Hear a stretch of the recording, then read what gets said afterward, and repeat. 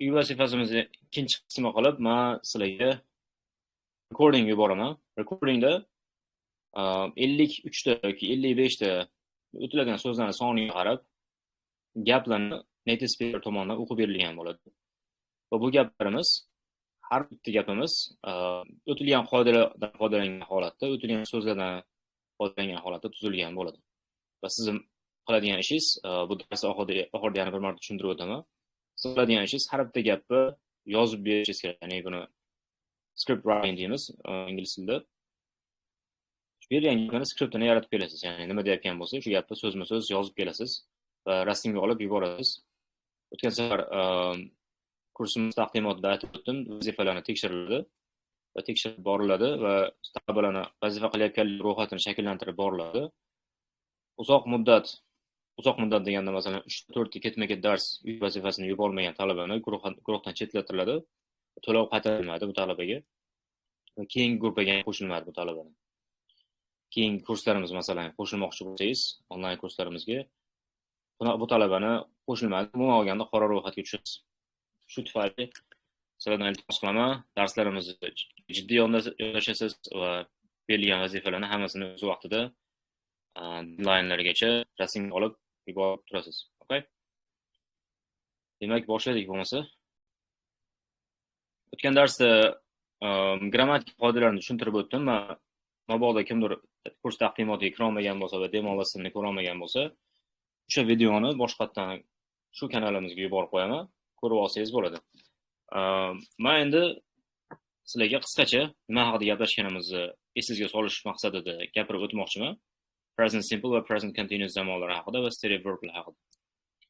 Va undan keyin bugungi qiladigan ishimiz asosan mashqlariga e'tibor qaratish bo'ladi va undan keyin so'zlar bilan ishlash bo'ladi. Okay? So, o'tgan darsimizda, ya'ni demo darsimizda biz present simple va present continuous zamonlar haqida gaplashdik. Ko'pchiligimizga ma'lum bu zamonlar, ko'pchiligimiz bu zamonlarni yaxshi o'rganganmiz yoki yaxshi o'rganganmiz deb o'ylashimiz mumkin, lekin afsuski, IELTS darajasida o'qiyotgan bolalarda ham va juda ham ko'p uchraydigan holat multi-level kursi uchun tayyorlanayotgan bolalarda yoki talabalarda bu zamonlikda eng oddiy bo'lgan zamonlar bo'yicha ham xatolar ko'p uchrab turadi. Shuning uchun bu zamon oddiy, bu qoidalar oddiy narsalar degan qarash bilan e'tiborsiz o'tkazib yuborishni tavsiya qilmayman. Iloji boricha mustahkamlab, bilgan narsangiz bo'lsa mustahkamlang, bilmagan narsangiz bo'lsa yozib qo'yib, o'rganib oling va juda ham oddiy bo'lgan elementar xatolarni qilish oldini olasiz bu orqali. Birinchi bo'lib sizlar bilan o'tgan darsimizda biz sentence formation haqida gaplashdik, ya'ni statement, negative, question formalarini present simple zamonida yasalishini o'rgandik. Bularni yasalish usuli darak gaplar, ya'ni statementlarni yasash uchun bizga oddiy ega va bare infinitive dedi. Bare infinitive degani to'siz infinitive, ya'ni infinitive degani o'zi to play bo'lsa, bare infinitive bu play holati edi. I play, you play, we play. Ko'rinishda gaplashdik. Men o'ynayman, sen o'ynaysan, ular o'ynashadi. Lekin gaplashdikki, agar gapimiz egasi uchinchi shaxs birlik bo'ladigan bo'lsa, ya'ni he, she, it yoki shularga to'g'ri keladigan qanaqadir alternativalar, masalan, nimalarning ismlari, masalan, John yoki Susan yoki shunaqangi qoidamiz bor. Hayvonlar haqida ularni ismi bilan murojaat qiladigan bo'lsangiz ham, olgan ismi bilan murojaat qilasizmi yo'qmi, hayvonga nisbatan ham it bilan ishora qilganingizda yoki he, she bilan ishora qilganingizda ham fe'limizga s qo'shimchasi yoki es qo'shimchalari qo'shiladi. Okay? Ya'ni I play narsa he plays ga aylanib qoladi o'z-o'zidan. Okay? Bu statement yasash qoidasi.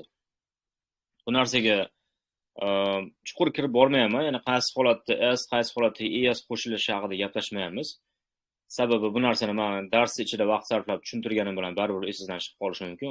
Shuning uchun men bu qoidalarni sizlarga darsimizdan keyin qo'shimcha eslab qolish, yodlash kerak bo'lgan qismlarni tashlab qo'yaman, yuborib qo'yaman kanalimizga va bu narsalarni yodlab olasizlar.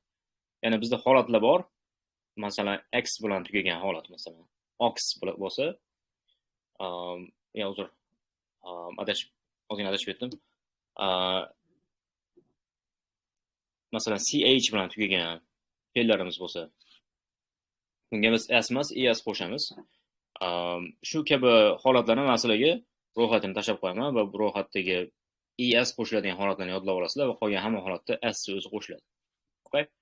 Tushuncha yaxshi bo'ladi. Hop, endi negativ formasi o'tgan safar gaplashdik. Bizda present simple, umuman olganda hamma simple zamonlarimizdagi yordamchi fe'l, ya'ni buni auxiliary verb deydi ingliz tilida, bu do hisoblanadi. Yordamchi fe'l degani bu shu zamondagi so'roq, inkor gaplarni yasash uchun foydalaniladigan qo'shimcha fe'l hisoblanadi. Bizda gaplarimizda odatda ikkita fe'l bo'ladi. Birinchisi auxiliary verb, ikkinchisi main verb hisoblanadi. Main verb masalan bizda play fe'li bo'lsa, auxiliary verb do fe'li hisoblanadi. Present zamonlarimizda, simple zamonlarimizda yordamchi fe'l do hisoblanadi, ya'ni negativ formasini ham, so'roq formasini ham do dan foydalangan holatda yasaymiz. Mana negativ formasini yasashimiz uchun bor yo'q biz qiladigan ishimiz ega bilan main verb o'rtasiga biz do not yoki qisqartirilganda don't ko'rinishdagi yordamchi fe'lni qo'shish kifoya qiladi bizga. I don't play, I don't play. Gapimizning egasi he, she, it yoki boya gaplashgan uchinchi shaxs birlikdagi ot bo'lganda endi biz do emas does, ya'ni do ga es qo'shilgan holatdagi fe'lni ishlatamiz, yordamchi fe'lni. He does not or doesn't play. E'tibor bergan bo'lsangiz, endi bizdagi playdagi s tushib qolyapti. Does ga qo'shilganligi sababli. He doesn't play, he doesn't plays emas. Eng ko'p uchrab turadigan elementar xatolardan bittasi bu. Ko'pincha e'tiborsizlikdan yoki shu qoidalarga yaxshi e'tibor bermasdan jiddiy qabul qilmaganlikdan kelib chiqadigan xatolar. So'roq formasini yasashimiz uchun yana shu do yordamchi fe'lidan foydalanamiz va bu yordamchi fe'lni egadan oldinga qo'yamiz. Do you play? Siz o'ynaysizmi? Kabi so'roq paydo bo'ladi. Gap egasi uchinchi shaxs birlik bo'lganda does dan foydalanamiz. Does he play? E'tibor bergan bo'lsangiz, yana does, ya'ni so'roq formasida ham, inkor formasida ham asosiy fe'lga s qo'shmaymiz. Asosiy fe'lga s faqatgina statement, ya'ni darak gaplarda qo'shamiz xolos. Qisqacha sizga eslatib o'tdim, bu narsani ko'pchiligimiz oldin o'rganib bo'lganmiz. Hop, endi bizga kerakliroq bo'lgan qismi, ya'ni qachon ishlatiladi o'zi bu zamonda, present simple zamonida degan savolga javob berib o'taman. Present simple zamonimizni 4 ta holatda ishlatilishini ko'rdik biz. Okay, 4 ta holatda. Birinchi holat gapirdik, bu sizdagi hozirdagi odatlar. Hozirdagi odat deganda biz tushunamiz. Siz doimiy ravishda qilib yuradigan ishlaringiz tushunamiz. Masalan, bu narsa haqiqiy o'zbek tilidagi odat tusiga aylanmagan bo'lishi mumkin siz uchun, odat bo'lmasligi mumkin, lekin juda ham ko'p ketma-ket shu ishlarni qilasiz ketma-ket kunlarda. Mana masalan, aytaylik, har kuni biz ovqatlanishimiz. Bu biz uchun odat emas, lekin bu majburiyat deb tushunsak bo'ladi. Yoki masalan maktabga borishingiz, bir haftada bir marta o'rtoqlaringiz bilan ko'rishishingiz. Shunaqa siz odatda doimiy ravishda qilib yuradigan ishlaringiz haqida gapirganingizda yoki hech qachon qilmaydigan ishlaringiz haqida gapirganingizda ham bunga ham e'tibor berasizlar. Ya'ni never fe'li bilan present simple ni ishlatamiz. Masalan mana, Marsha goes to dance lessons every Saturday. Har shanba kuni Marsha raqs to'garagiga yoki darslarga boradi. Okay? Every Saturday dan bilib olamiz, bu odat tusiga kirib qolgan ish harakat Marsha uchun. Okay? Hop. Bu holatdagi gaplarimizda odatda biz quyidagi fe'llardan ravishlardan foydalanamiz, uzr. Bu narsalarni ham o'tgan darsda tushuntirib o'tdim. Ketma-ketlik sodir bo'lish ketma-ketligi pasayib borish tartibida yozilgan, ya'ni always har doim sodir bo'ladigan ish harakatlar uchun usually bo'lsa, masalan, always ga nisbatan sal kamroq sodir bo'ladigan ish harakatlar. Ya'ni ingliz tilida bularni frequency adverbs deymiz. Frequency adverbs degani how frequently degan savolga javob beradigan ravishlar, ya'ni qanchalik tez-tez sodir bo'ladi bu ish harakatlar degan ravishlar. Qisqa eslatib o'taman, always ravishi doimiy ravishda sodir bo'lsa, usually masalan haftasida 5 marta tushunamiz. Often masalan haftasida 3 marta, sometimes bu aytaylik haftasida 1 marta. Yoki 2 haftada 1 marta. Rarely kamdan kam bo'ladi, masalan 1 oyda 1 marta yoki 1 yilda 1 marta bo'lishi mumkin va never hech qachon sodir bo'lmaydi. Va shularga muqobil ravishda biz ba'zi frazalardan foydalansak ham bo'ladi. Present habits ifodalash uchun. present habits, ya'ni doimiy hozirgi bo'ladigan odatlarimiz qanchalik tez sodir bo'lishini ifodalash uchun har dushanba va har dushanba sodir bo'lishiga alohida urg'u qaratish maqsadida har bir dushanbada shu ishni qilaman maqsadida each Monday bersangiz ham bo'ladi, every Monday o'rniga. Okay? Yoki haftasiga bir marta, ikki marta kabi ravishlardan foydalanib biz present habits haqida gapiramiz. Okay? Hop. Bu ravishlarni gapni kelish o'rni haqida gaplashamiz. Juda ham muhim mavzu, mana shu joyga yaxshilab e'tibor berasizlar. Bu ravishlarimiz gapimizda ya'ni quyidagilari gapimizda egadan keyin va asosiy fe'ldan oldin joylashtiriladi. Okay? Egadan keyin va asosiy fe'ldan oldin. Masalan, Marsha always goes to dance lessons. Masalan, every Saturday yozib tashlab turib, ulardan birortasini ishlatmoqchi bo'lsam, buni o'rniga mana shu joyga joylashadi bular. Okay? Marsha sometimes goes to dance lessons. Marsha never goes to dance lessons. Marsha often goes to dance lessons. O'tgan darsda ham gapirib o'tdim, sometimes ravishi gapimizni boshiga ham qo'yishimiz mumkin bu narsani. Lekin qo'yganimizda virgul bilan ajratib qo'yardik gapimizdan. Sometimes virgul Marsha goes to dance lessons. Okay? Marsha sometimes goes to dance lessons bilan bir xil. Faqatgina urg'uyimiz ozgina o'zgaradi. Ya'ni urg'uyimiz endi Marsha raqs darslariga ba'zida borishiga qaratiladi. Sometimes gapi boshiga qo'yganimizda. Okay? Bu narsalarni men yozib bormayapman, sababi o'tgan darsimizda bu narsalarni yozib tushuntirganman. O'tgan darsimizdagi videoyimizni ko'rsangiz, hammasi bor bu narsalar.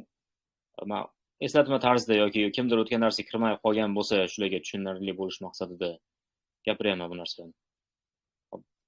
Bu narsalar tushunarli bo'ldi deb o'ylayman. Ya'ni bu turdagi ravishlarimizni ya'ni eslataman, egadan keyin asosiy fe'ldan oldinga qo'yamiz.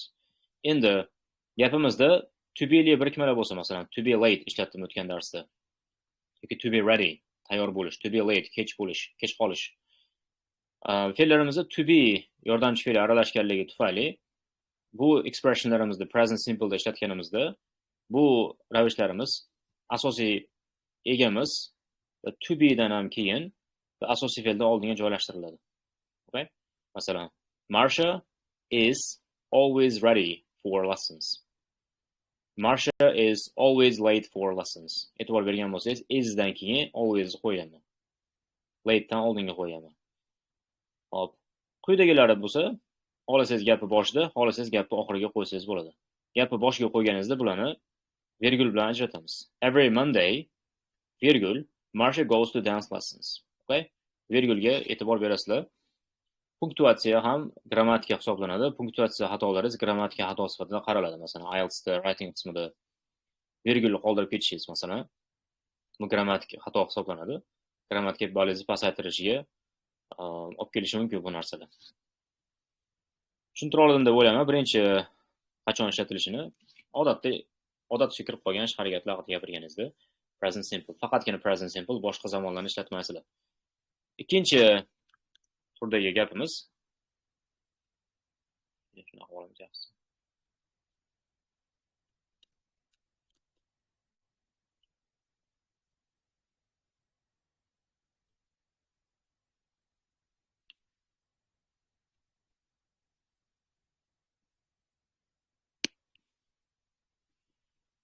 ikkinchi turdagi ishlatilishi bu zamonimizda bu permanent situations. Ya'ni permanent degani bizda doimiy tutga kirib qolgan holatlar haqida gapirganimizda ham present simple ishlatamiz. Permanent situationlarga asosiy 3 ta narsani misol qilib ko'rsatdim o'tgan darsda. Bular masalan ish joyi haqida gapirganingizda, o'qish haqida gapirganingizda, yashash joyi haqida gapirganingizda odatda, faqat shular emas, lekin odatda shular haqida gapirganimizda present simple dan foydalangan holatda gapiramiz. Albatta qoidalarimiz bundan murakkablashadi advanced levellarimizda. Lekin hozircha masalan B2 levelgacha shuni bilishingiz yetarli. Masalan, I live in Namangan. Holatda masalan juda ham tez o'zgaradigan holat emas bu. Masalan, bugun Namanganda yashab, ertaga Toshkentda muqim yashash boshlashim juda ham ehtimoliy past bo'lgan holat. Lekin I work as an English instructor. Ingliz tili o'qituvchisi bo'lib ishlayman. Bu ham nisbatan o'zgarmas holat, ya'ni bugun ingliz tili o'qituvchisi, ertaga masalan shifokor bo'lib ketish ehtimoli ham juda ham past. Shu holatlarda biz odatda faqatgina present simple dan foydalangan holatda gap qilamiz. Okay? Keyingi holatimiz states deyiladi, ya'ni states deganda biz holat fe'llarini tushunamiz. Masalan, like.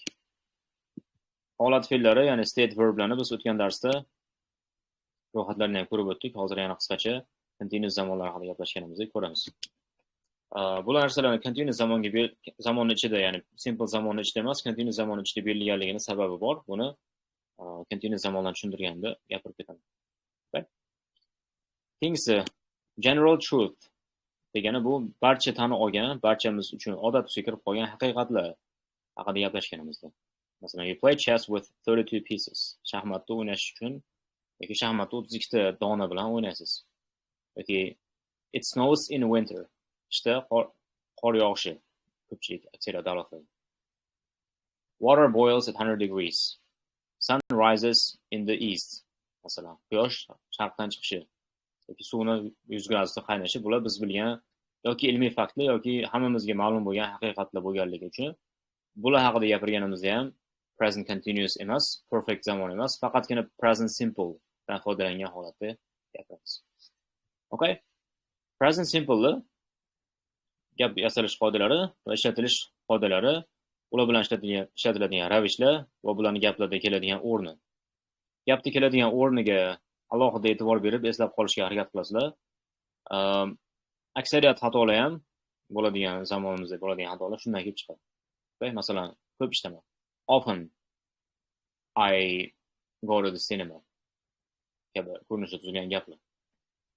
Okay? Bunaqa gaplar xato, oftenni noto'g'ri joyda ishlatilganligi uchun. Davom etamiz. Ikkinchi zamonimiz present continuous zamoni. Present continuous zamoni hozirgi zamon davomli zamoni deb tarjima qilsak ham bo'ladi. Gaplarning yasalishi nisbatan oddiyroq, ya'ni bor yo'q bizga to be fe'li yordamchi fe'li kerak bo'ladi. Bu zamonda gap yasash maqsadida. E'tibor bergan bo'lsangiz, esingizda bo'lsa, simple zamonlarda do yordamchi fe'lni ishlatardik. Continuous zamonlarda to be fe'lini ishlatamiz. Okay? To be fe'lining hozirgi zamon formasi present continuous haqida gaplashganligimiz uchun am, is, are dan foydalanamiz. Okay?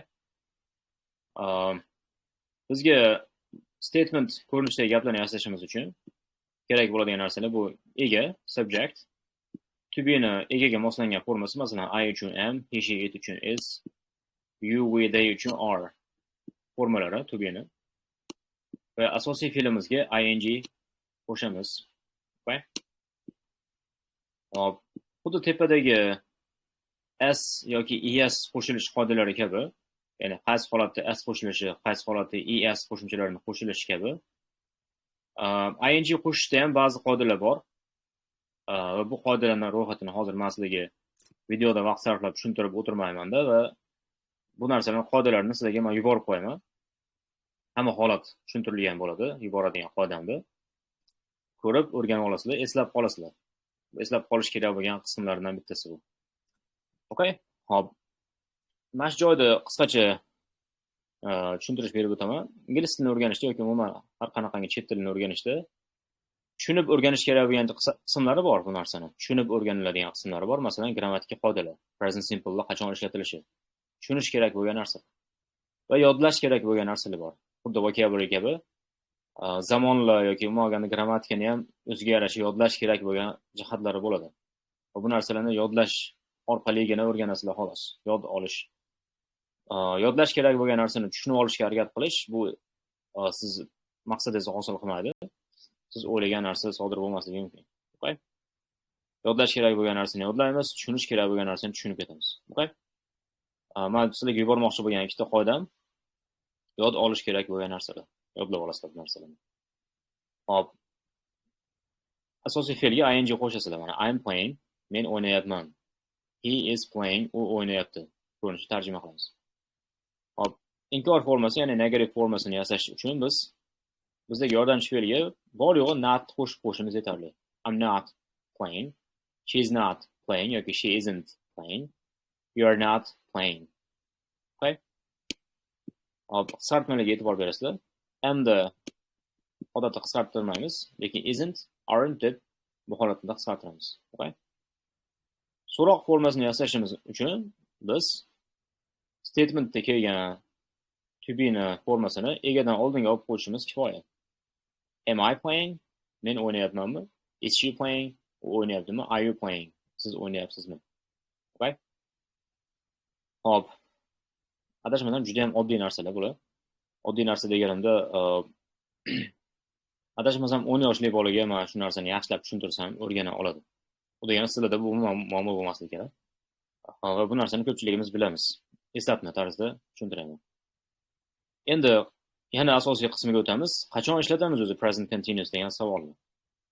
Uchta qoidasi berilgan. Men o'tgan darsimizda yana ikkita qoidani qo'shimcha qildim bunga. O'tgan darsga kirmagan bo'lsangiz, videoni albatta ko'rish tavsiya qilaman, o'tgan darsdagi videosini. Kurs taqdimotidan mayli o'tib ketasizda, asosiy kurs qismiga borib gaplashasizlar. O'qib olasizlar yoki tushunib olasizlar. Hop, birinchi ishlatilish holatimiz endi mana gapirib turibman, nutq so'zlab turibman. Shu bilan bir vaqtda sodir bo'layotgan hamma ish harakat uchun siz present continuous dan foydalangan holatda gap tuzasiz. Okay? Mana masalan, men gapirib turibman, dars o'tib turibman, sizlar eshitib o'tiribsizlar bu narsani. Siz eshitib o'tiribsiz yoki biz eshitib o'tiramiz darsni demoqchi bo'lsangiz, we listen to the lesson emas, present simple de emas, we are listening to the lesson. We are listening to the lesson sababi siz hozirgi paytda nutq so'zlanib turgan paytda qilyapsiz bu harakat. Jan is watching a DVD upstairs dan bilib olamiz, kimdir sizga shu gapni gapirsa, hozir gapirib turgan vaqtida shu ish sodir bo'layotganligini bilib olasiz. Okay? Bu holatda bizga now, right now, at the moment kabi ravishlar kerak bo'ladi. Okay? Jan is watching a DVD upstairs now. Qo'shib qo'ysak, to'g'riroq bo'ladi gapimiz. Hozir. Right now ham hozir, at the moment hozirgi vaqtda. Okay? Ikkinchi ishlatilish qoidamiz bu vaqtinchalik bo'lgan ish harakatlar haqida gapirganimizda present continuousni ishlatamiz. Esingizda bo'lsa, o'zgarmas holatlar haqida gapirganimizda present simple ishlatgan edik. Endi vaqtinchalik holatlar haqida present continuousdan foydalangan holatda gapiramiz. She is working at the museum until the end of the month. U muzeyda faqatgina oyning oxirigacha ishlayapti. Undan keyin ishni to'xtatadi muzeyda. Ya'ni bu vaqtinchalik holat. Mabodo sizga mana shu qolgan qismini bermagan taqdirda ham she is working at the moment. She is working at the museum desa kimdir masalan I'm working at the museum desa I work at the museum emas, I'm working at the museum desa siz tushunib olishingiz kerak bo'lgan narsa shuki, demak bu muzeyda vaqtincha ishlayotgan. Ya'ni bu doimiy ish joyi emas. Ligini tushunib olishingiz kerak. Continuous zamon ishlatganligi tufayli. Okay? She works at the museum bo'lsa, bu uni doimiy kasbi ekanligini tushunib olasiz. Okay? Ya'ni present simple doimiy o'zgarmas bo'lgan, nisbatan o'zgarmas bo'lgan ish harakatlar uchun va vaqtinchalik sodir bo'layotgan holatlar yoki ish harakatlar uchun biz present continuous dan foydalanamiz. Okay? Uchinchi ishlatilish qoidamiz bu always yoki o'tgan darsda qo'shimcha qildim constantly ravishlarini qo'shish orqali. Esingizda bo'lsa always bu aslida present simple ravishi edi. Lekin present continuous ga qo'shsa bo'ladi bu narsani, lekin gapimizning ma'nosi tubdan o'zgarib ketadi. Ya'ni biz endi shikoyat qilish kabi ma'noviy gap gapirayotgan bo'lamiz. Masalan, my brother is always borrowing my CDs without asking. Ukangizni yoki akangizni bitta odat haqida shikoyat qilyapsiz bunda. Ya'ni o'zbek tilida shunaqa qilgan deb tarjima qilsak ham to'g'ri bo'ladi bu narsani. Ya'ni meni ukam doim mendan so'ramasdan CDlarimni oladi. Olgan yoki deb tarjima qilsa bo'ladi. Okay? Constantly qo'shib gapirsak ham always o'rniga to'g'ri bo'ladi. Va ma'nosi hech qanaqangi o'zgarish bo'lmaydi. Endi o'tgan safar qo'shimcha ikkita yana ishlatilish haqida gapirib o'tdim. Sizda bo'lsa darsimizni boshlanishida aytdim, men kursimiz, kitobimiz B2 destination bo'lganligi bilan B1 destination bo'lganligi bilan B2 darajagacha chiqish uchun yetarli qoidalarni qo'shib ketaman. Mana shunday joylarda qo'shib ketaman. Bu narsani o'tgan darsda qo'shib ketganman. Videoda ko'rib olsangiz bo'ladi. Eslatma qilaman. To'rtinchi holatimiz bizda o'zgarayotgan dunyodagi yoki global trendlar haqida gaplashganimizda ham present continuousdan foydalanamiz. Mana masalan, dunyodagi notinchlikka tarqab ketayotganligi yoki iqlim o'zgarayotganligi yoki narx-navoni ko'tarilib ketayotganligi, yashash qiyinlashib ketayotganligi masalan kabi umumiy o'zgarishlar haqida gapirganimizda ham present continuous beramiz. Masalan, global temperatures are rising now. Global temperatures are rising. Bu juda ham katta trend umuman olganda dunyodagi iqlim harorat o'sib borayotganligi. Okay? Yoki cost of living is increasing in many countries. Ko'pchilik davlatlarda yashash xarajatlarini oshib borayotganligi. Cost of living increases in many countries. The present simple deb bera olmaysiz. Bu ma'no chiqmadi. Siz aytmoqchi bo'lgan yashash qimmatlashib ketayotganligi chiqmadi ma'nosi. Faqatgina present continuousdan foydalanib beramiz trendlar haqida gapirganimizda. Va 5-chi holatimiz bu aynan nutq so'zlab turgan paytda sodir bo'lmayotgan bo'lsa ham, aslida shuni atrofida sodir bo'lib turgan ish harakatlar bo'lishi mumkin. O'tgan darsda misol qilib ko'rsatdim. Masalan, qanaqadir kitob o'qiyotgansiz, kitob o'qishni boshlagansiz va har kuni masalan 10 betdan, 20 betdan, 100 betdan o'qib turibsiz, lekin aynan gapirib turgan vaqtingizda u kitobni o'qimayapsiz. Lekin har kuni aslida o'qiyotgansiz narsani. Ya'ni ingliz tilida buni actions happening around the time of speaking, ya'ni gapirish vaqtini atrofida sodir bo'layotgan harakatlar deb tarjima qilinadi. Va bu holatda ham faqat present continuous ishlatamiz. Masalan, I'm reading a very interesting book these days. I'm watching a great TV series these days. Qiziqarli serial ko'ryapman, qiziqarli kitob o'qiyapman. I'm learning English these days. Masalan, ingliz tilini o'rganyapman bugunlarda. Okay? These days ko'rinishda beramiz bu narsani. So, endi state verblar haqida qaytib kelamiz. State verblar qoidamiz bo'yicha davomli zamonlarda ishlatilmaydi, ba'zilaridan tashqari. Ba'zilari ham ma'nosi o'zgargan holatda ishlatilishi mumkin. Hozir qisqacha eslataman ularni ham. Masalan, believe degan olaylik. Ishonish. Sizga kimdir gap gapiryapti, siz va u odamga ishonyapsiz. Nutq so'zlanish paytida bo'lyapti bu narsa. Lekin I am believing you deb bo'lmaydi. Gapning ma'nosi present continuous bo'lganiga qaramasdan biz bu gapni present simple deb tutamiz. Chunki gapimizdagi main verb bu stative verb. Believe keladi. I believe you. I'm believing you emas. Okay? Qolganlari bilan ham xuddi shu holat. O'tgan darsda men eslatib o'tdim. See fe'li biror kishi bilan uchrashish ma'nosida ishlatilishi mumkin. Continuous zamonda taste fe'li tatib ko'rish ma'nosida ishlatilishi mumkin. Tan berish ma'nosida ishlatib bo'lmaydi. The food tastes great. I'm tasting the soup, right? To see if the salt is okay, right? Think fe'li ham mening fikrimcha, o'ylashimcha ko'rinishda ishlatib bo'lmaydi. Biror narsa haqida o'ylash ma'nosida ishlatsa bo'ladi. Masalan, I think grammar is difficult. I'm thinking about how difficult grammar is. Ya'ni men o'ylashimcha grammatika qiyin. Men grammatika qanchalik qiyinligi haqida o'ylayapman. Okay? Va hokazo. Shu narsalar o'tgan darsda sizlar bilan o'rgangan narsalarimiz edi.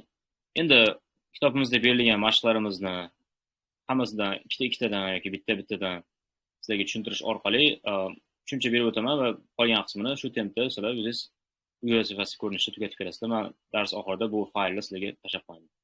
Okay?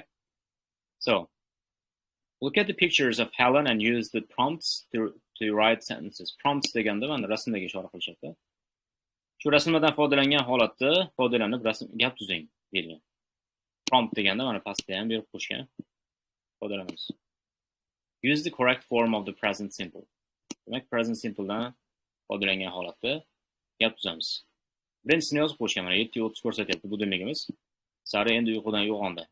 Every day get up at 7:30. Promptlar berilgan bizga. Every day e'tibor berasizlar virgul. Chunki every day gap boshlanishda ishlatib qo'yilgan.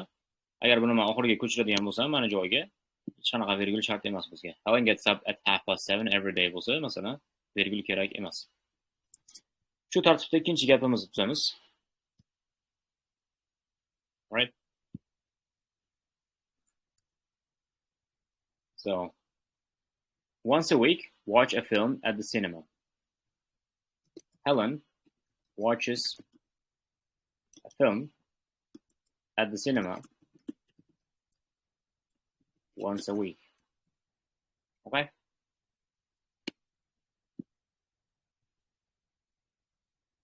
Yozuvimiz adashmasam ozgina kichkina qilish mumkin. Videoda ko'rinadi adashmasam, bu muammosiz. Ya'ni bir haftada bir marta Helen kinoxonaga borib kino ko'radi. Agar men once a week gapni boshiga qo'ysam, tepadagi ko'rinishda virgul bilan ajratishimga to'g'ri keladi. Once a week Helen watches a film at the cinema. Qolganlarini adashmasam o'zingiz bemalol qila olasiz. Alright? Bizda endi qolganlarda mana bu aytganimdek often bor, rarely bor, twice a week, usually la bor. Gapni men bu tushuntirgan o'zini to'g'ri pozitsiyasiga qo'yib ishlatasizlar bularni. Okay? B mashqimiz endi. Complete using the correct present continuous form of the verb in brackets. You may have to use some negative forms. Endi bizda berilgan qavs ichidagi fe'llarni biz davomli zamonga qo'ygan holatda qavs ochishimiz kerak. Gordon, I think he write a letter at the moment. Ko'rinishda holatimizni biz davomli zamonga o'zgartiramiz. Ya'ni at the moment borganligi uchun. Gordonmi? Meni o'ylashimcha, u hozir xat yozyapti degan gap tarjima qilamiz inglizchaga. I think he is writing a letter now. Umuman qiyin joyi yo'q bu narsalar, juda ham elementar, juda ham oddiy narsalar. Umuman olganda grammatikamizni eng oson joyda turibmiz deb tushunsangiz ham bo'laveradi. Okay? He is writing a letter at the moment. Right ga men ing qo'shib qo'ydim. Bu sizlarga aytgan qoidalarim, masalan, tashlab qo'yaman degan qoidalarim bu i bilan tugagan paytda ing qo'ysak ich qolishi. Okay? Hop. Keyingi mashqimiz rewrite correctly. Change the words or phrases in bold. Hop. Berilgan gaplarni qaytadan to'g'rilab yozishimizga to'g'ri keladi. Ya'ni gapimiz ichida xatolar bo'lishi mumkin. Bu xatolarni to'g'rilaymiz. Our top musicians studying for many years. Hop.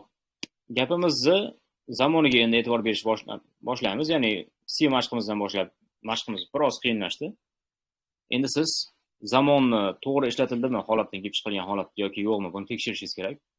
Va noto'g'ri ishlatilgan holatni to'g'ri zamonga aylantirishimiz kerak. Mana savol so'rayapsizdan. Our top musicians studying for many years. Bizda bu permanent situationga aylanib qolgan yoki birinchi qoidasiga ham tushishi mumkin. Odat tusiga kirib qolgan actionlar haqida yoki harakatlar haqida savol so'ralyapti. Ya'ni yuqori saviyali, yuqori o'rinda turuvchi muzikantlar ko'p yillar o'qishadimi degan savol so'ralyapti. Biz bu savolni aslida present simple dan foydalangan holatda so'rashimiz kerak edi. Ya'ni do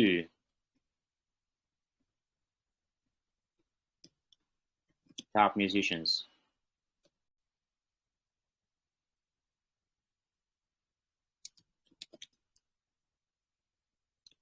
study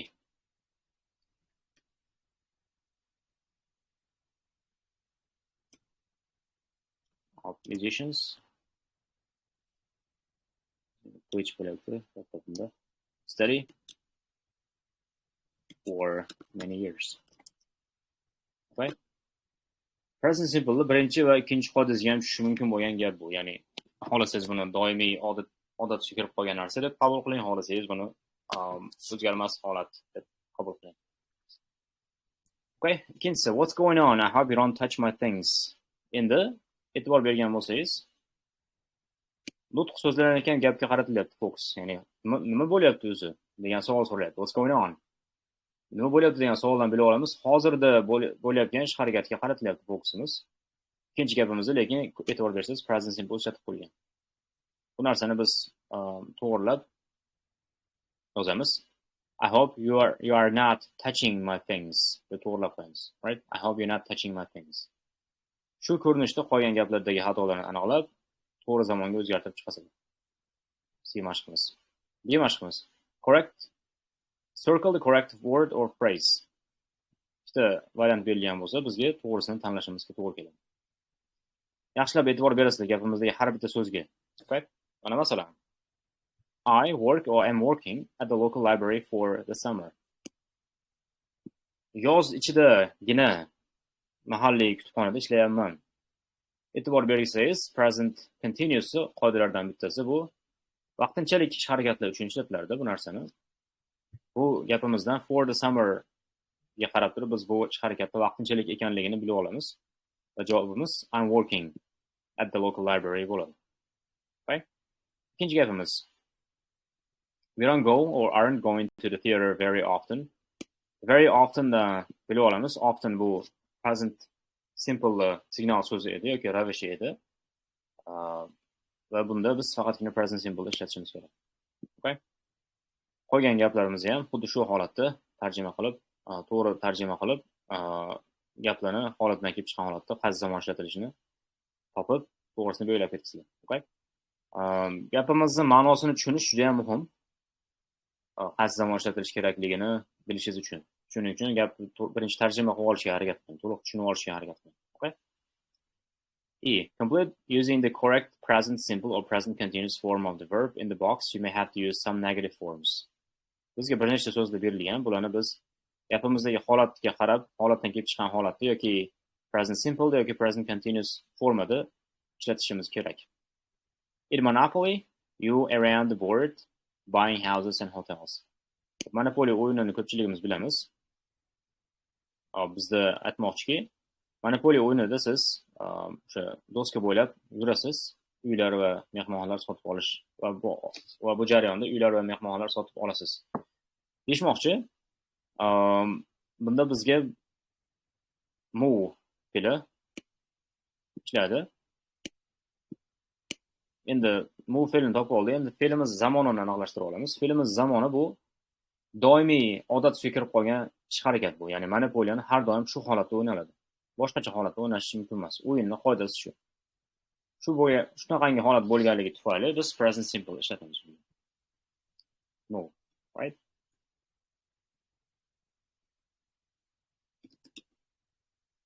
In Monopoly, you move around the board, buying houses and hotels. Okay? Shu holatda qolgan bo'sh joylarga so'zlarini, masalan, so'roq bo'lsa so'roq holatida, negativ bo'lsa negativ holatida qo'yib chiqasizlar. Okay? Gapimizni kontekstini yoki tarjimasini tushunib olish bu mashqimizni yanada muhimroq. Sababi endi siz to'g'ri so'zni ham tanlashingiz kerak. To'g'ri so'zni tanlashingiz kerak, undan tashqari to'g'ri so'zni zamoniga moslashtirgan holatda qo'yishingiz kerak. Hop. F mashqimiz qiziq emas. Bunda bizga kichkinagina tekst berilgan. Bu tekstimiz ichida xato ishlatilgan zamonlar bor. Biz bularni topamiz va to'g'risiga aylantirib yozib qo'yishimiz talab qilinadi. Hop, sonlarga qaraganda bizda 10 ta xato bor. Tekstimizda 10 ta xatoni hammasini topib, to'g'ri formasini mana shu joyga yozib qo'yamiz. Iloji bo'lsa, xato holatida bitta yozib, strelka to'g'ri holatda yozib qo'yamiz. Shunda sizga yana ham tushunarliroq bo'ladi va esingizda qoladi. Okay? One game I'm loving is backgammon. Hop, esingizda bo'lsa, love bu state verb edi. State verblar continuous zamonda ishlatilmas edi. Ma'nosi davomli zamon bo'lgan taqdirda ham. Shuning uchun biz lovingni, I'm lovingni oddiygina love ga o'zgartirib qo'yamiz. Okay? Ya'ni menga yoqadigan o'yinlarning bittasi bu narda o'yini. Backgammon bu narda o'yini. Okay? You are throwing the dice and then you move your pieces around the board. You are throwing the dice. Sizga o'yinni qanaqa o'ynash kerakligini tushuntirilyapti. O'yin odatda e'tibor bering, odat degan so'z ishlataman. Har doim shunaqangi holatda o'ynaladi. O'yinning qoidasi bu. Xuddi tepadagi Monopoly haqida gaplashganimizda present simple ishlatganimiz kabi bunda ham o'yinning qoidasini tushuntiramiz. Bu ham present simple bo'lishi kerak edi. Ya'ni you are throwing the dice around emas. Dice degani bu nardan toshlari. You are throwing the dice emas. You throw the dice and then move. Ikkinchi gapimizda to'g'ri ishlatilgan. Gapimiz ikkinchi qismida. Shu tartibda hamma mashqlarimizni bajarib, men bugun deadline belgilab beraman. Shu deadlinedan oldin rasmga olib, bugun guruh ochamiz, guruhga yuborasizlar. Okay? Hop, grammatika qismi tugadi darsimizni. Qisman tugadi, ozgina qaytib beraman darsimiz oxirida, ya'ni bu narsalarga. Endi sizlar bilan vocabulary qismiga o'tamiz darsimizni. Okay? Hop. Vocabularyda sizlarga berilgan quyidagi 30 ta so'zlarni men har bittasini tarjimasini, gapda qanaqa ishlatilishini misollari bilan tushuntirib o'taman. Ya'ni sizlarga kamida 30 ta yoki undan ko'proq bo'lgan ba'zi holatlarda ikkitadan gap tuzishimizga to'g'ri keladi. Fe'l va ot ko'rinishi bor fe'l so'zlarimizga. 30 nechtadir gap tuzish orqali men sizlarga bu so'zlarni amaliy tarzda qanaqa ishlatilishi gapni haqida qisqacha tushuncha berib o'taman. Hop. Davom etamiz bo'lmasa. Bitta kichkina so'rovnoma qilib olaman. Aslida bugun gruppani ochib olsak sizlar bilan yaxshi bo'lardi, chunki gruppaga yozish imkoniyati bo'ladi sizlarda. Keyingi darsimizdan shu kamchilikni to'g'rilaymiz. Kanalga yozyapman.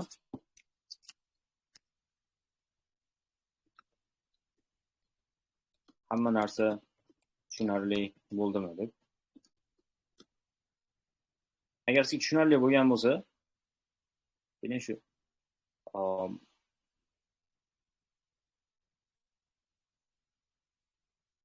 belgini qo'ying. Tushunarsiz bo'lgan bo'lsa, bu belgini qo'ying. Bir daqiqa shunaqa feedback session qilib olaylik.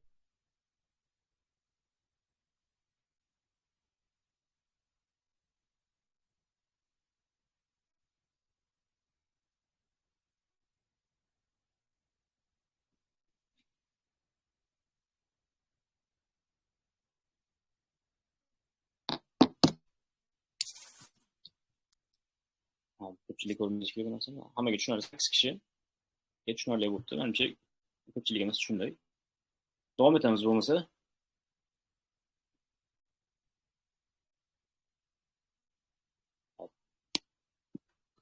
Lesson 1. Vocabulary. Vocabulary topimiz bu kitobimizdan ko'rib o'tdik.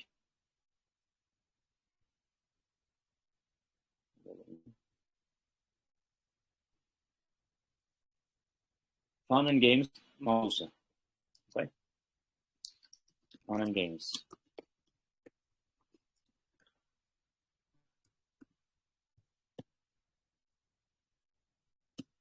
Bizga berilgan table'imizdagi har bitta so'zni men sizlarga to'laligicha siz ishlata oladigan holatda tushuntirib o'tishga harakat qilaman. Davom etamiz. Birinchi fe'limiz beat fe'li. Beat.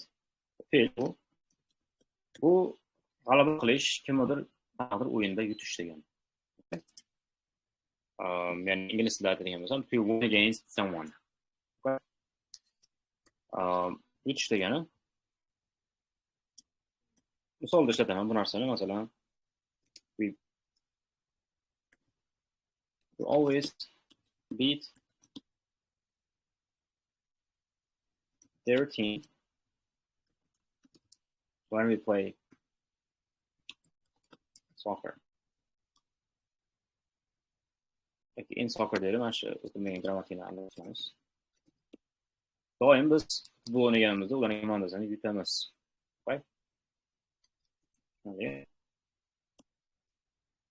So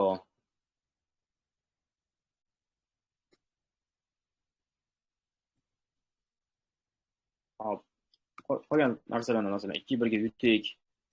2-1 ga yutish masalan to beat masalan 2-1 deb o'qizlar. 2-1 deb o'qizlar. 2-1 ga yutish masalan. Buni ham ishlatsangiz bo'ladi communication sifatida. Ko'p kerak bo'ladigan. Ikkinchi so'zimiz bizda board game so'zi. Board game deganda biz ikkita board game ko'rdik hozir tepadagi mashqimizda. Bittasi Monopoly edi. Okay? İkincisi nerede oynadı? Nerede oyunu? Sizde olsa bu yerde keldi. Backgammon. Monopoly yerde keldi. İkilisi board game hisoblanadi. Board game deganda biz bu kabi board game deyilishning sababi bu taxtachiga qo'yib olib o'ynaladigan o'yinlar manda bo'lib odatda. Shunaqa o'yinlar board game deyiladi. Masalan, misol kerak bo'ladigan bo'lsa sizga I never enjoy playing board games. Men hech qachon mazza qilib o'ynamadim bu o'yinni. Right? Ikkinchi expressionimiz captain. Captain degani komanda kapitan ma'nosida.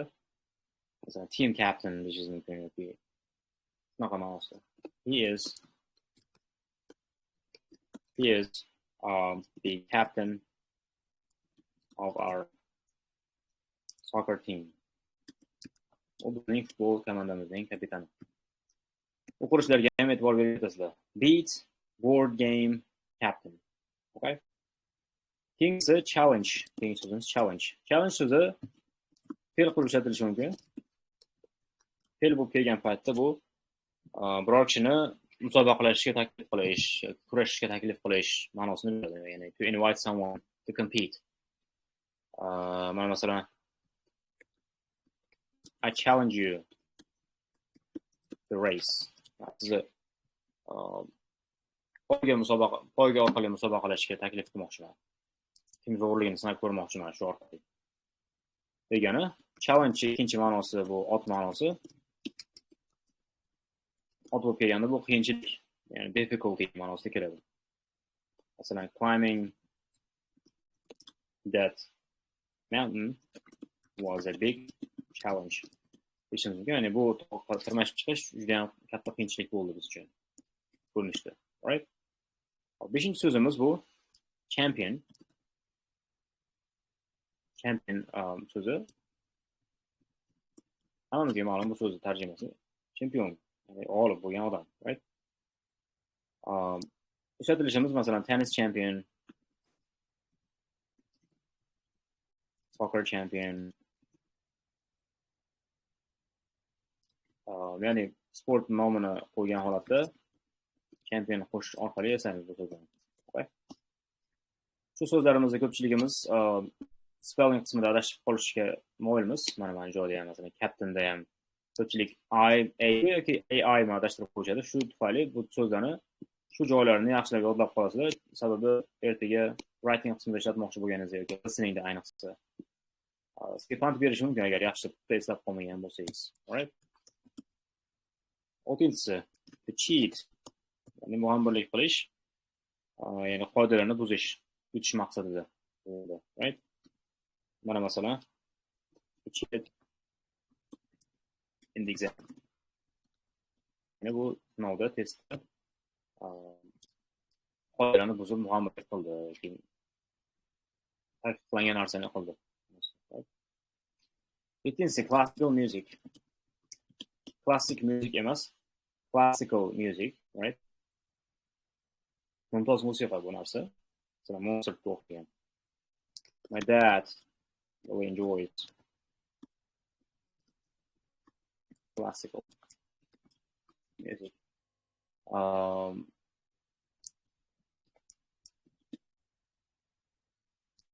Classical music deganda biz masalan mumtoz musiqadan tushunadigan bo'lsak, classic music deyishimiz ham mumkin. Classic song masalan deyishimiz mumkin. Bu degani hech qachon modasi o'lmaydigan kabi qo'shiqlarni tushunamiz.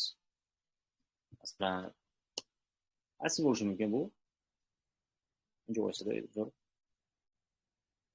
O'zbek tilida esida qolish uchun Xayr maktabi is an all-time classic. Xayr maktabi qo'shig'i va biz o'zimiz bitganimizda ham shu qo'shiq trendda bo'lgan, hozir shu qo'shiq trendda. Maktab bitirish vaqtida. Ya'ni modasi o'lmaydigan qo'shiq bu. Shu tufayli bu qo'shiqqa nisbatan biz classic ishlatamiz. Classical emas bu. Okay? Hop. 8-inchisi club. Club bu guruh degani sport guruhi odatda tushunamiz buni. Football club masalan, soccer club, tennis club, basketball club. Right? Masalan, I joined the chess club.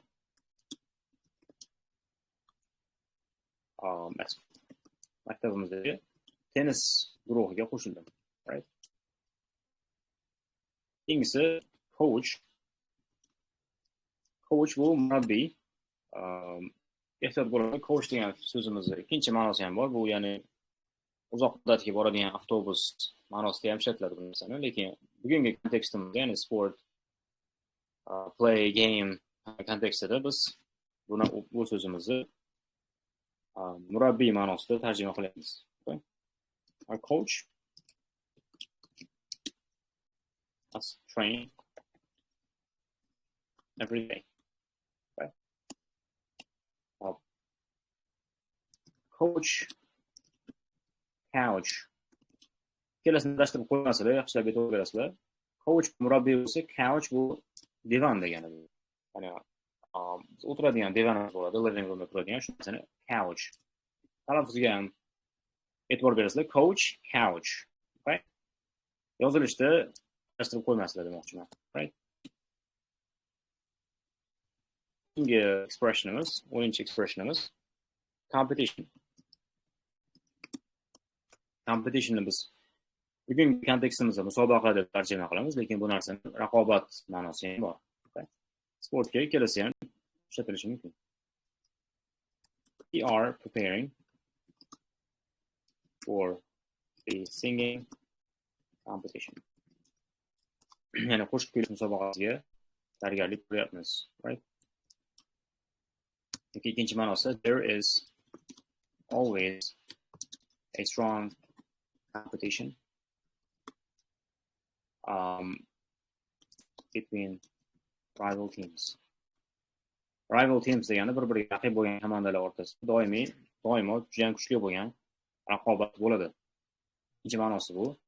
E'tibor berasizlar, ikkalasi ikki xil ma'noda ishlatilyapti. Bunisi musobaqa ma'nosida, bunisi raqobat ma'nosida ishlatilyapti. Okay? 11-chi so'zimiz concert. Concert so'zi. Masalan, we went to a rock concert last night. Rock konsertiga bordik. Concert so'zi bilan konsertda edim, masalan, demoqchi bo'lsangiz, at ishlatiladi. Predlog mavzusida grammatikada ko'p gaplashamiz bu narsa haqida, ya'ni umuman olganda event, ya'ni qanaqadir tadbirlar haqida faqat at bilan beramiz. I was at the concert yesterday. Tushunarli, ya'ni kecha konsert edim. Ikkinchi expressionimiz to defeat. Defeat degani bu birinchi ko'rgan filmimiz beat kabi mag'lub qilish degani. Okay? So bu filmimiz, ya'ni bu so'zimiz birinchi umumiy ko'rishimiz fe'l bo'lib ishlatilishi mumkin. Fe'l bo'lganda bu mag'lub qilish ma'nosini beradi bizga. Mana masalan, our team always or usually defeats our rivals quite easily. Ya'ni bizning komandamiz odatda raqib komandalarimiz ustidan juda ham osonlik bilan g'alaba qozonadi yoki raqib komandamizni juda ham osonlik bilan yengadi. Lekin bu so'zimiz olib kelgan paytda mag'lubiyat deb tarjima qilamiz bu narsani. Mag'lub qilish deb tarjima qilamiz, mag'lubiyatga uchrash, mag'lubiyat deb tarjima qilamiz. Ya'ni yutqizish. Masalan, the defeat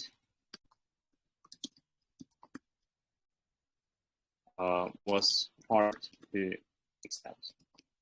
Feeling present simple degree is always hard to accept. Yani mag'lubiyat doimo qabul qilishga qiyin. Right? 13-si entertaining. O'qilishga e'tibor bering. American Englishda buni inner deb o'qilsa, entertaining. Entertaining bu qiziqarli, ko'ngil ochar degani.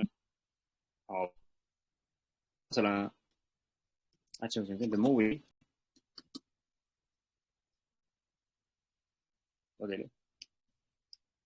watching a movie is an entertaining feeling. Watching a movie is entertaining too. Kino ko'rish bu ko'ngil ochadigan mashg'ulot. Hop, 14-chi expressionimiz bu folk music.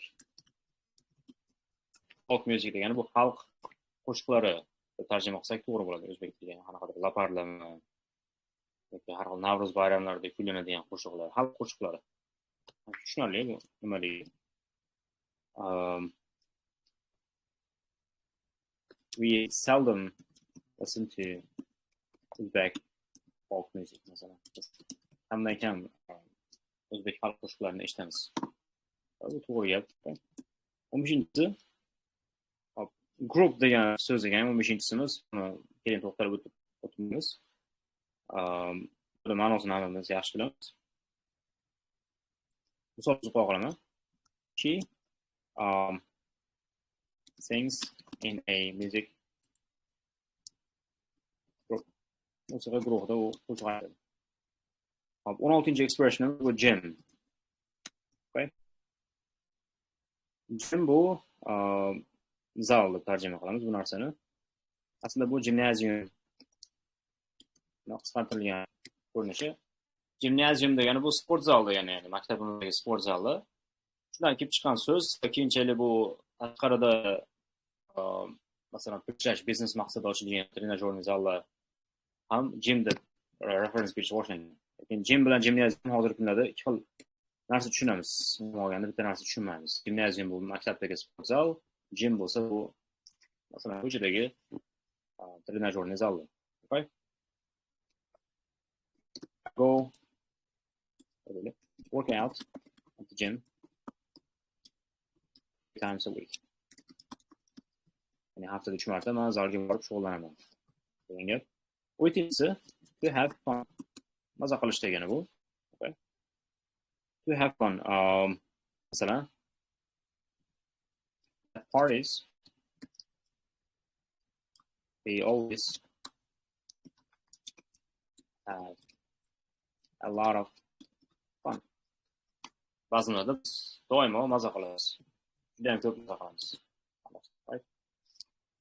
18-si bu interest degan so'zimiz. Interest degan object ko'rinishda yoki fe'l ko'rinishda ishlatsak bo'ladi. To interest someone. Bir kishini qiziqtirish. Masalan, history never interests me. Ya'ni tarix men uchun hech qachon qiziq emas. U meni hech qachon qiziqtirmaydi. Ikkinchisi interest bu ot ishlatish. Okay. Masalan, I never feel a strong interest in history. Hop, ishlatishga e'tibor berasizlar. In bilan ishlatyapmiz. Okay. To history emas, ko'pchiligimiz tarixga qiziqaman deganlik uchun betilda to bilan ishlatamiz va bu xato. In history, right? So, keyingisi member masalan collocation ishlatib qolaman. Club member yoki team member a'zo degani bu guruh a'zosi, komanda a'zosi, right? Expression again over.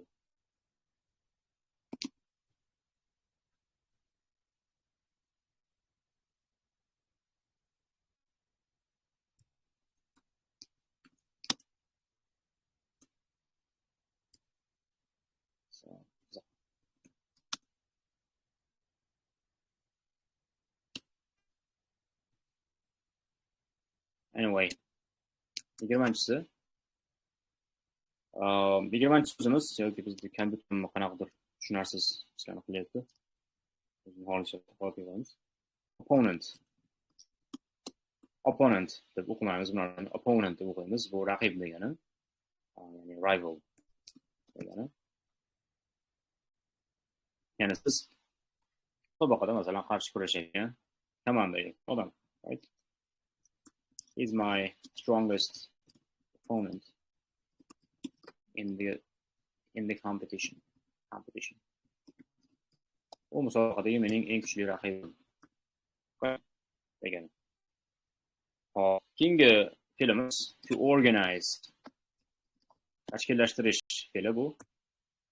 Organize. Masalan, aytishimiz mumkin.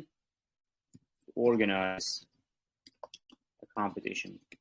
Musobaqa uyushtirish. Organize a school trip. Maktabda ekskursiya uyushtirish va hokazo. Right? Tashkillashtirish umuman. Pleasure. Bu zavq bo'ladi. Masalan, Sports always give me a lot of pleasure. Sport o'yinlari menga odatda juda ham ko'p zavq beradi. Tarjimasi referee. Referee bu o'zbek tilida ham referee deb tarjima qilinadi, ya'ni bu o'yinlarni nazorat qilib turadigan hakam. Okay? Bunga misol ishlatishimiz adashmasam juda muhim emas. Misollar ko'pincha biz fe'llarga ishlatsak to'g'riroq bo'ladi. Esa rhythm. Rhythmni tarjima o'qiysizlar. Rhythm degani bu bizda rhythm degani rhythm degani ya'ni biror narsani tempo deb tarjima qilamiz rus tilida. Masalan, allow the rhythm of the song. Qo'shiqqa tempo menga yoqdi. Jadalligi. Ritmni menimcha ko'pchiligimiz to'g'ri tushunamiz. Risk. Risk so'zimizni ham fe'l qilib ishlatishimiz mumkin. Masalan, xavfga qo'yish, risk qilish biror narsani yoki ot ko'rinishda ishlatamiz. Xavf yoki halok qilish ma'nosida, right? Masalan, he risked his own life to save his dog. Itini saqlab qolish maqsadi o'zini hayotini xavfga qo'ydi ma'nosida tarjima qilamiz va ot ma'nosida there is a risk of rain, hail deydi. Tomorrow. Ertaga do'l yog'ish xavfi bor degani bu, right? Keling shu narsani simple yozyapmiz. There's always a risk of hailing or hail in spring. Yani yoz, bahor oylarida doimo do'l yog'ish xavfi bo'ladi degan.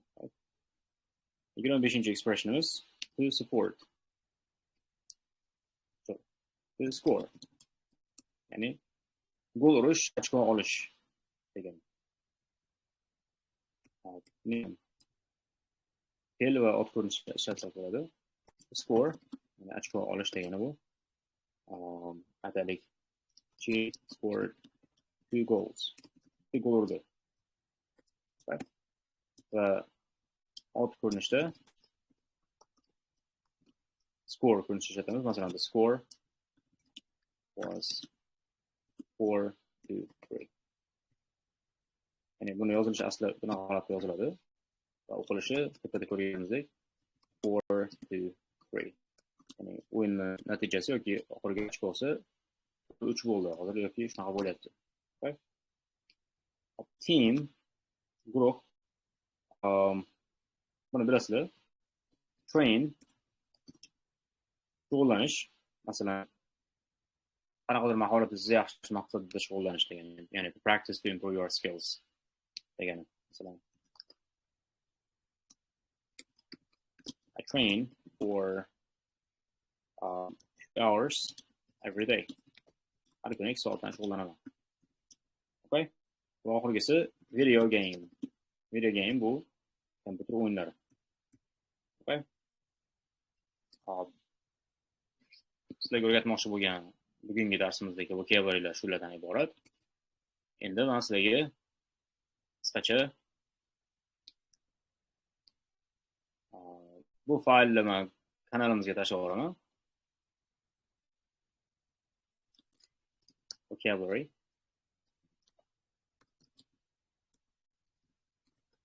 Fun games.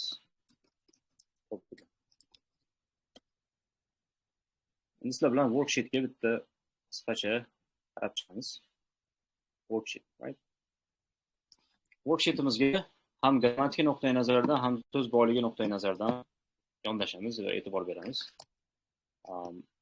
Kichkina poll qilib olamiz. Shu savolni men boshqatdan so'rasam sizlardan.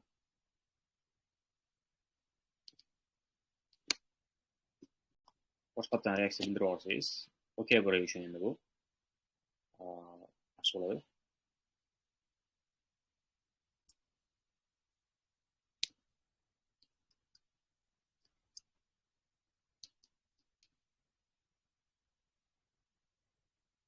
So,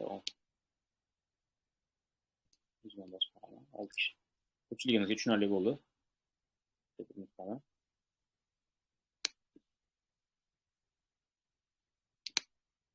Faylimizni, bugungi birinchi darsimizni faylini OKBoy fayli kanalimizga tashlab qo'ydim. Ochib, bemalol misollari bilan yozgan so'zlarimizni eslab, iloji bo'lsa yoniga 2-3 tadan misollarni qo'shib qo'ysangiz, yana ham yaxshiroq esingizda qoladi. Hop, endi worksheet boya aytib o'tdim, worksheetimiz bugungi o'tgan present simple, present continuous grammatika qoidalaridan foydalangan holatda va o'rgangan 30 ta so'zlarimizdan foydalangan holatda tuzilgan. Har bitta gapni o'qib tarjima qilamiz. Birinchi, ikkinchidan gapimizdagi zamonni aniqlaymiz va nimaga bu zamon aynan shu gapda, shu kontekstda ishlatilganligini tushunamiz va o'rgangan so'zlarimizdan qaysi biri ishlatilganligi va qanaqa ma'noda ishlatilganligini ham tushunamiz. Hamma narsani mustahkamlab ketamiz bitta qilib. Kursimizni men taqdimotda aytdim, biz bu kursimiz adashmasam yagona kurs bo'lsa kerak hozirda o'qilayotgan. Vocabulary bilan grammatikani bunaqangi usulda integratsiya qilgan. Okay? So, Sarah is organizing a special day for her friends. Sara o'rtoqlari uchun juda ham muhim kun tashkillashtiryapti. Okay? Bu gapimiz ikki xil holatda tushunsak bo'ladi. Ya'ni hozirda yugurib yelib tashkillashtirib yuribdi. Va ikkinchisi biz o'tmagan qoidamiz bor. Present continuous zamonini kelajakdagi rejalar haqida gapirganimizda ham shuni ishlatsak bo'ladi. Present continuous ishlatsak bo'ladi. Buni keyingi darsimizda o'tamiz. Bunaqa holat tarjima qilsak ham bo'ladi. Ya'ni Sara hamma o'rtoqlar o'zini o'rtoqlari uchun maxsus bitta kun tashkillashtirishni rejalashtiryapti deb tarjima qilsak ham bo'ladi. Organize degani hozir ko'rgan fe'limiz bu tashkillashtirish edi. She wants everyone to have fun and try different activities. U hammani maza qilishni va juda ham har xil mashg'ulotlarni sinab ko'rishni xohlaydi. Have fun fe'lini o'rgandik, maza qilish edi. Want fe'li stative verb bo'lganligi uchun continuous zamonda ishlata olmas edik. Hozirda xohlayapti shu narsani, xohlayotgan bo'lsa ham, ya'ni gapimizning ma'nosi aslida present continuous turgan bo'lsa ham, asosiy fe'limiz ya'ni want fe'li stative verb bo'lganligi uchun present simple da ishlatishga majburmiz bu narsani. Right now, they are going to the local gym to train together. Right now sizda bo'lsa bu continuous zamonni signal so'zi edi, ravishi edi. Va nutq so'zlanib turgan paytda ishlatiladigan gaplarimizda buni qo'shardik. Right? Hozirda ular mahalliy zalga, ya'ni o'zlarining hududlaridagi zalga birgalikda shug'ullanish maqsadida ketishyapti. Gym va train so'zlarini sizlar bilan o'rgandik. Trenajyorniy zal va birorta mahoratingizni yaxshilash maqsadida shug'ullanish edi. Sarah's friend Mike is the captain of the university basketball team, so he helps everyone learn new skills. Sarahning o'rtog'i Mike universitet basketbol komandasining kapitani.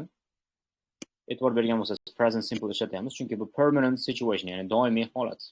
Kapitan har kuni o'zgarmaydi. Kapitan masalan odatda juda ham uzoq vaqt qoladigan holat. Ya'ni vaqtinchalik holat emas bir kishining kapitan bo'lishi. So he helps everyone learn new skills. Bunda kapitanning odat tusiga kirib qolgan ish harakati haqida gap ketyapti. Ya'ni kapitan odatda hammaga mahoratlarni yaxshilashga yordam beradi. Yani bu present simple birinchi qoidasi. Okay? At the moment, sizda bo'lsa present continuous signal so'zi edi. They are visiting a club that hosts folk music concerts. Ular xalq qo'shiqlari konsertlarini tashkillashtiradigan va shunga mezbonlik qiladigan klubga tashrif buyurishyapti. Nutq so'zlanib turgan paytda bo'layotgan ish harakat. Clubni o'rgandik, folk musicni o'rgandik, konsertni o'rgandik. To host a concert endi masalan umumiy collocation sifatida eslab qolsangiz bo'ladi. Konsertlarga mezbonlik qilish. To hold a concert konsert tashkillashtirish. The music has a great rhythm and everyone finds it entertaining. Musiqaning ritmi juda ham zo'r va hamma fikricha find something plus adjective kelganda hamma shunaqa o'ylaydi deb tarjima qilamiz. Va hamma uni juda ham ko'ngil ochar deb o'ylayapti. Okay? Sarah's group is becoming interested in learning more about this type of music because it is so different from the classical music they usually listen to. o'zgarish holatini ifodalayapti. Ya'ni eshitib o'tirishib turib, ya'ni yoki nutq so'zlanayotgan paytda yoki qo'shiq kuylanayotgan paytda desak ham bo'ladi. Borgan sari qiziqib borishyapti. Shuning uchun continuous zamon ishlatilyapti. Va ikkinchi qismida it's very different from the classical music they usually listen to. Ular odatda eshitishadigan mumtoz musiqadan bu boshqacha. Odatda eshitishganligi uchun bu qismida listen to, ya'ni present simple ishlatilyapti. Bu tomonda o'zgarish, ya'ni nutq so'zlantirgan paytda bo'layotgan o'zgarishni ifodalaganligi uchun becoming interested in, qiziqib qolishyapti deb tarjima qildik. Right? Now, sizda bo'lsa signal so'z edi, continuousga. They are returning to Sarah's house to play board games. Endi ular Sarahning uyiga qaytib kelishyapti hozir. Hozir ular yo'lda kelishyapti board game o'ynash uchun. Tom, who loves video games, brings his favorite game to challenge the others. Okay? Hop. Present simple mana shu yerda kichkina qo'shimcha qilib ketaman. Iloji bo'lsa, bitta joyda yozib qo'ying. O'sha qoidalarni yoniga yozib oling. Note qilayotgan bo'lsangiz. Present simple bizda B1 level hisobga olib berilmagan qoidasi ham bor edi. Bu qoidasi hikoya qilib berilsa, birorta bo'layotgan ish harakatda boshqa odamga hikoya qilib bersangiz, u zamon o'tgan zamon bo'lgan taqdirda ham simple zamonda ishlatamiz. Bunda hozir hikoya qilib berilayotganligi maqsadida aslida olib kelayotgan bo'lsa ham brings ishlatilyapti. Ya'ni present simple ishlatilyapti. Ya'ni sizga hikoya qilib berishmoqchi bu narsani bo'layotganligini. Tom who loves video games. Video o'yinlarini yoqtiradigan Tom yoki ikkinchi ma'noda tarjima qilsak ham bo'ladi. Odatda shu narsa present simple ishlatilganligi. Odatda har doim shunaqa qiladi Tom. Tarjima qilsak ham bo'ladi. Tom video o'yinlariga qiziqqan Tom odatda o'ziga eng yoqqan o'yinni qolganlarni musobaqalashishga taklif qilish maqsadida olib keladi. Har doim shunaqa qiladi, tarjima qilaylik. Hozir murakkablashtirmasdan. During one exciting match, Sarah tries to cheat, but the referee, Tom's younger brother, catches her. Hop, mana shu qismini biz hozircha e'tiborsiz qoldirib turamiz. Sababi bu present simple for past meaning mavzuyimiz bor. Ya'ni o'tgan zamondagi bo'lgan ish harakatlarga haqida gapirish uchun ham present simple ishlatsak bo'lardi. Hozirgi narrative ko'rinishda, ya'ni hikoya qilib berish ko'rinishda. O'tmaganligimiz uchun bu qismi turib turadi. Xuddi shu qoidamiz o'tganimizdan keyin men qaytib kelaman bu joyga. Ya'ni past simple o'tganimizdan keyin shu lesson 1 worksheetga qaytib kelamizda shu joyini keyin tushuntirib o'taman. Sizlarga shu paytda menimcha to'liq tushunarli bo'ladi. Okay? Mana shu oxirigacha shu paragrafimiz shunaqa holatda qoldi. Yoniga yozib ketaman. Present simple for past meaning. Qoidasi bu. Bugun bu narsani o'tmadingizlar bilan. Shuning uchun sizlarga qiyinchilik tug'dirmaslik uchun tashlab ketamiz. The champion of the day is Liza, who beats everyone in 3 different games. Bugungi kunning chempioni Liza, u hammani 3 ta o'yinda yutdi. She scores the highest points and shows great support for the other players. Hop. Bu paragrafimiz ham tepadagi paragraf ko'rinishda. Okay. Present simple for past meaning. Oxirgi gapimiz. Right now, each member of the group feels happy and satisfied. Hozirda komandamizning har bitta a'zosi juda ham o'zini baxtli his qilyapti va mamnun his qilyapti. They're finding the perfect balance between physical training, cultural entertainment, and friendly competition. Ular jismoniy shug'ullanish, madaniy ko'ngil ochish va do'stona musobaqa yoki raqobat o'rtasida juda ham mos bo'lgan, to'g'ri bo'lgan balansni topishyapti. Hozirda qilishayotgan ishlari shuning uchun continuous zamon ishlatilgan. Pastchimizni to'liq ma'nosiga tushundingiz deb o'ylayman. Tarjima qilmagan joylarimni menimcha to'liq tarjima qila olasiz o'zingiz. Qiyin pastchi emas, birinchi darsligini hisob qilgan holatda. Hop, siz qiladigan ishingiz endi sizga vazifa passage bo'yicha comprehension savollariga javob berasiz. Qolgan 4 ta mashqni bajarasiz. Umuman. Worksheetni men sizlarga yuborib qo'yaman. Okay.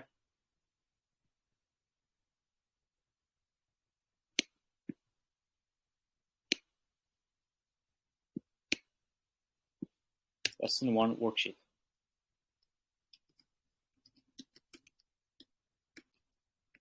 Homework uchun deadline belgilab qo'yamiz. Okay? Hozir gruppa ochaman. Gruppaga yuborasizlar u narsani.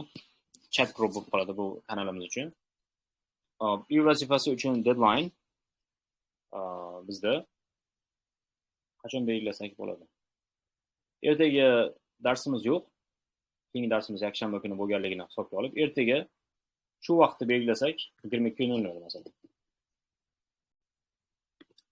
July 19th. Sizlarga ko'rsataman. Qanaqa holatda sizlarning performansingizni track qilib borilishi. Bu endi offline darslarimizdagi jurnal. Bundan ko'ra soddaroq ko'rinishda bo'ladi jurnalimiz. Jurnalda bizda bo'ladi talabalarning ro'yxati, to'liq ro'yxati, uy vazifasini bajarganligi, complete, partly complete, incomplete. Hop, kelishib olaylik, ketma-ket 3 ta darsda incomplete, mayli partly complete ga ruxsat berib turamiz. To'ldirib qo'yish sharti bilan. Ketma-ket 3 ta darsda incomplete olishingiz, mana masalan shu holatda. Incomplete olishingiz sizni gruppadan chetlashtirib olishga olib keladi. Mana kelib sizni masalan guruhdan chiqarib olaman. Guruhdan chiqib ketganingizdan keyin to'lov sizga qaytarilmaydi. Birinchi darsdan chiqib ketib qolgan taqdiringizda ham, birinchi darsdan chiqib keta olmaysiz. Ikkinchi, uchinchi darsdan chiqib ketib qolgan taqdiringizda ham kurs boshqa. To'lov qaytarib bermaymiz, chunki o'zingizni aybingiz bilan biz oldindan ogohlantiryapmiz. Va keyingi ochiladigan marafonlarimizga, onlayn darslarimizga qo'shilish imkoniyatidan mahrum bo'lasiz. Ya'ni qora ro'yxatga tushib qolasiz. Jiddiy qabul qilasizlar uy vazifasini bajarishni. Hop, uy vazifasi nimalar? Yozib qo'yaman. Birinchisi completing the worksheet. Okay. Completing the exercises in the book. Script writing. Kitob hozirgi o'tgan kitobimizdagi mashqlarni men sizlarga tashlab qo'yaman. Uni tugatasizlar. Kitob to'liq bo'lmasini tashlab qo'yaman. Kitob to'liq bo'lmasini iloji bo'lsa chiqartirib olsangiz yaxshi bo'ladi, chunki kitobni boshidan oxirigacha, ikir-chikirigacha hamma narsasini o'rganasiz.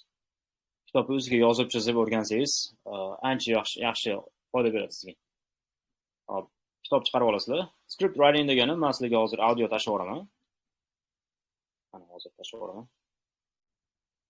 Va bu audioimizni sizlar eshitib, nima eshitgan bo'lsangiz shuni yozib berasizlar. Yozib, ana yuborasizlar bizga. Okay. Audiomizda gaplar bo'ladi, o'qib bergan gaplar. Gaplarni 2 minutlik audio bor yo'q. Shu gaplarni yuborasiz. Yozib. Audioni yuborib oldim.